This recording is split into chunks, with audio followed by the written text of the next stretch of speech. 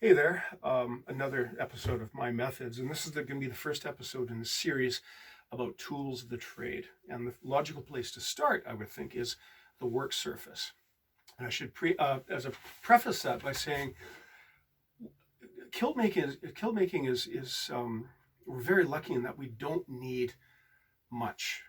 We don't need a lot of expensive tools or frankly tools really. Pardon me. It's nice to have it's nice to have the sort of everything perfect, but one can get by with very little. So on a work surface, we're going to start with something close to perfect in an actual tailor's bench. And this one I constructed for my apprentice under his direction because he is he's a historical tailor, and he suits, jackets, coats, trousers, and such like that. And for his needs, we have a bench which is about navel less 3 inches and wide enough so that it can lay out a piece of cloth. And generally, when it comes from the loom, it's either single width, which is 70 centimeters, or double width, which is 140. This is 140, but it's folded over. And the table's generally as long as they can manage it. This one is about 11 feet because that's all the space that I've had. But I've seen tailor's benches that were twice this length. And the importance there, the reason that is so that the tailor can lay out his patterns on the cloth and mark them, right? He's got enough space to do that. We don't need that for kilt making.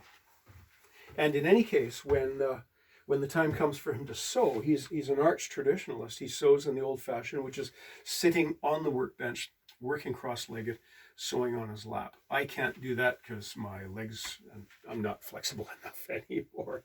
But in this case, it's what I would want to mention is the surface. I chose yellow cedar as a surface, and it's absolutely undressed. There's no oil or varnish or anything else. It's just the plain wood. And I chose yellow cedar for a couple of reasons. One, I had a great deal of it because I'm also a boat builder, but also because yellow cedar doesn't have sap. So I don't have to worry if, let's say, for example, if I was using a Douglas fir bench, I'd be worried about the fir sap or pine sap getting onto the material and ruining it. We don't have that problem with yellow cedar. In fact, it has a certain amount of an oil, but it doesn't harm or mark the cloth in any way. It also means that I can press, but that I'll press with the minimum of extra accoutrements, as it were, but we'll cover that in a later episode. So this is the gold standard, but we really don't need it. So if you'll follow me, I'll show you what I work with. And that is simply a table. This could be a dining table, this could be a kitchen table. If you have to share the table with others in the household, then, well, you got to make sure that you've cleaned it before you start and that you clean your stuff away afterwards. Again, I'm very lucky that I have my dedicated space so I can leave my work out. But even so, when I leave it out, sometimes I'll cover it with a cloth against dust. This isn't the cloth I actually use for the purpose, but you get the idea. I'll cover it against dust or such. This table has a bit of a history. This was one of the original library tables at the University of British Columbia in its first campus in Vancouver, long before they moved out to their current place. I believe it went with them for the move, and then a prominent local artist named Tony Onley acquired it, and this was one of his work tables. So it's a bit special to me for that reason. I'm disinclined to clean it down to bare wood because it's got his artist marks. It's got paint and such like that on it. Yeah, so it's been inspirational a little bit. But what matters to us is that the table is wide enough for the work.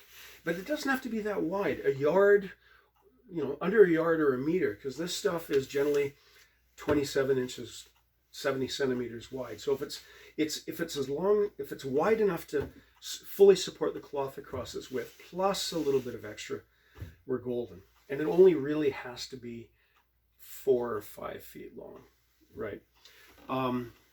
So there we are. And if you are working with a surface in which you're either worried about, because this is varnish, you're either worried about the finish coming off and affecting your cloth, or either your needle pricking the wood or the finish, or the pressing and damaging the surface that way. Well, as far as sewing is concerned, I protect the table surface with a quilting pad, and it was my late mother-in-law that showed me this trick. Quilting pad is some mystical, wonderful plastic compound. I can't tell you what it is, but it's rather high friction, so when the cloth lays on it, it tends to stay put. When I'm working on other projects, or this is too big, I have a number of sheets of hobbyists polystyrene plastic. You get it in model shops. People use this to make models. I use it so that I can slip it under a piece of work so I can isolate. Let's say, for example, if I was working between two pieces of cloth, I don't want to sew that bottom cloth, so I put it in between to isolate it.